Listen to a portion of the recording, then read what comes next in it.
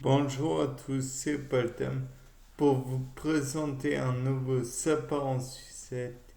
Et aujourd'hui, je me suis dit peut-être que certaines bactéries pouvaient engendrer un genre de somnambulisme.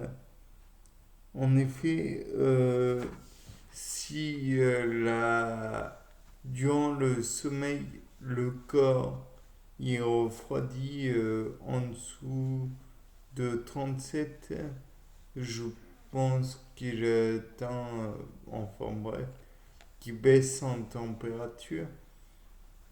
Et donc peut-être que avec certaines bactéries ne supportent pas les températures trop froides du corps et de surcroît ne peuvent pas utiliser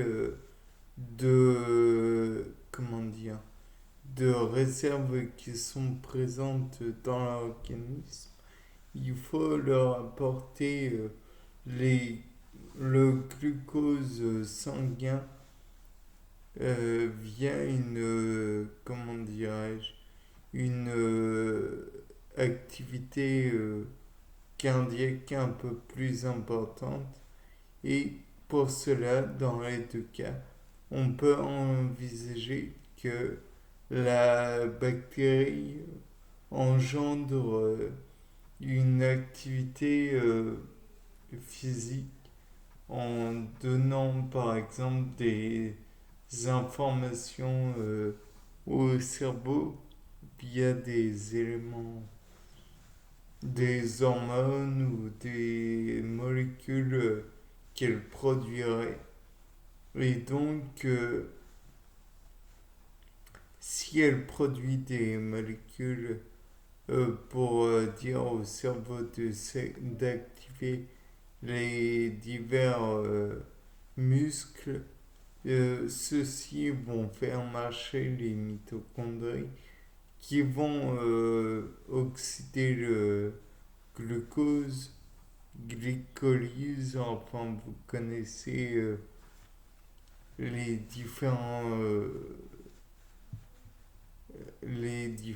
phénomènes qui vont se produire.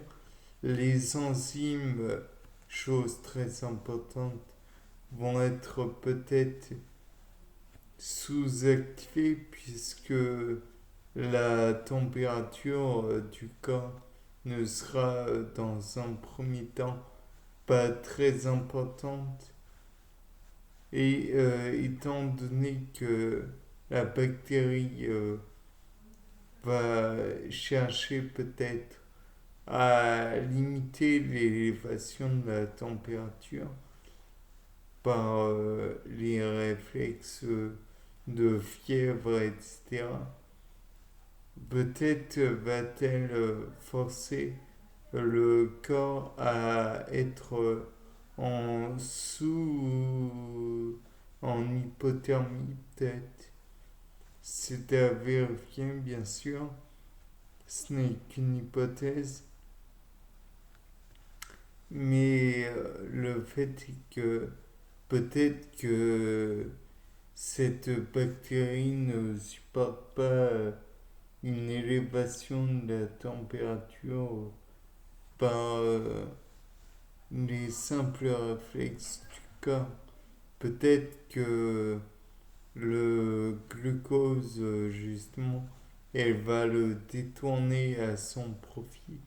Ou alors, ce qui est pour nous peut-être des molécules déchets, entre guillemets, des molécules qui n'ont plus de réserve d'énergie, ou alors des molécules plus basses en énergie, mais qui ne peuvent pas être oxydées facilement.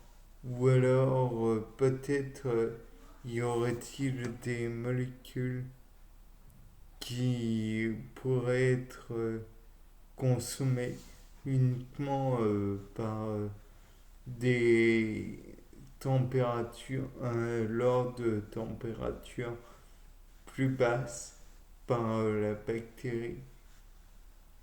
Il faut envisager aussi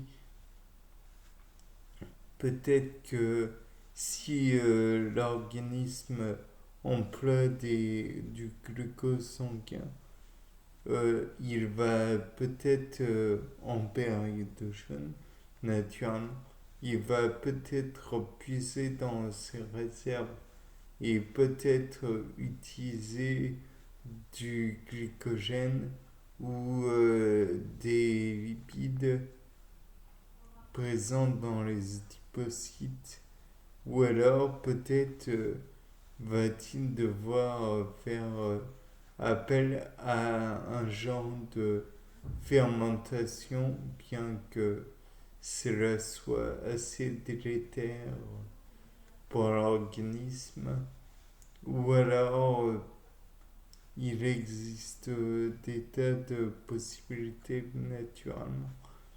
Mais cette bactérie dont je ne connais pas le nom, puisque ce n'est qu'une hypothèse,